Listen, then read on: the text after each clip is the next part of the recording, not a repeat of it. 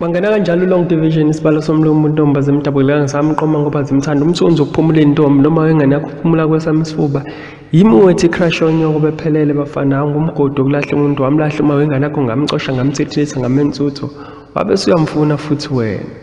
Siyabonga kakhulu kahle subscribe kwi-channel. If you haven't, please subscribe in our YouTube channel. Let's grow together. Isikhathi sokuthi sikhule sonke bafowethu siye phambili siyazindlala phambili kwenu siyacela sithi subscribe bafowethu siyacela. Angeke kuthathe nane-minute nje ukuthi subscribe. Well, let's get to it. uKhesiphanyobe sephumela ubalo waphumela eshashalazini wathi isitopho esilandelayo kuyena ukuthi ebe billionaire. Uzokhumbula phela ukuthi ubukela kakhulu baculi be-hip hop baphesheya sesibabonile o-Jay-Z bebama-billionaires sababona oKanye West recently ebi-billionaire.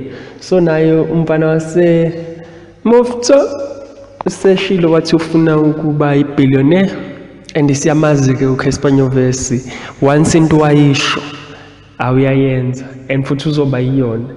I-workaholic lo muntu usebenza kakhulu ngokuyikhandla and uyayinikela menza into uyayithanda imali and I think kuya lapho ukuthi mufuna ngempela ukuba nemali fanele ube arrogant sometimes, ube arrogant kakhulu, ube ignorant kwezinye izinto because we come from backgrounds where once waba nemali, you know, ucabanga the next person, ucabanga that person and that and that and that.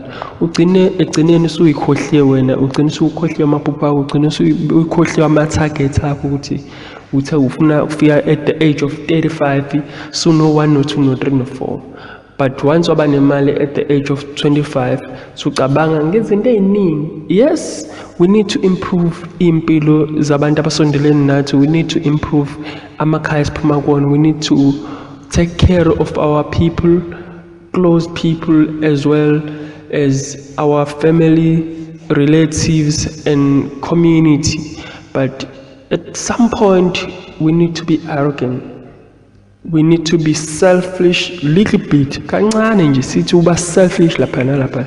So I think those are pillars or the point that can make you worth, because akade wadlula ekubeni rich kunesigaba la ufika ube rich khona mase uba worth.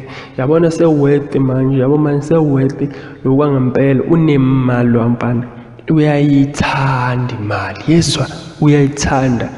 He can sell even his soul ngenxa yemali nje. Angazi-ke ukuthi lithini lona iBhayibheli because ngiyazi ukuthi he's a strong believer ukuthi uthando lwemali luyimpande yesona nganoma uyakholelwa yini kulokho. Angazi yakholelwa kulokho. We need money, we live in a capital world, so ngithi all the best man Khesiphanyobe. Ngiyazi you will make us proud and you will become a billionaire. Definitely you will become a billionaire. And nathi size hey kwanzima ukwenza imillion lakho lokuqala, but once waba ne-million yokuqala then the following millions hayi kuba lula nje umshuko. So yena sebile nama-million dala futhi, so dala waba nama-million, so nje ngicathi it's leading to multi-millionaire now. I think kuyiyona manje multi-millionaire and then boom, billionaire. A South African billionaire. There is a difference between a South African billionaire and an American billionaire. You know the difference, $1 and rand. Simple as that. So get you all the best man Khesiphanyobe. Yeah man, Mr. Philip uthangana modenja yo you have inhle bank. Okay, siyabonga kakhulu ni subscribe our YouTube channel. Siyacela bafutha sikhule sonke. Siyabonga kakhulu. Igama lami nguSkhuKhomo. Thank you.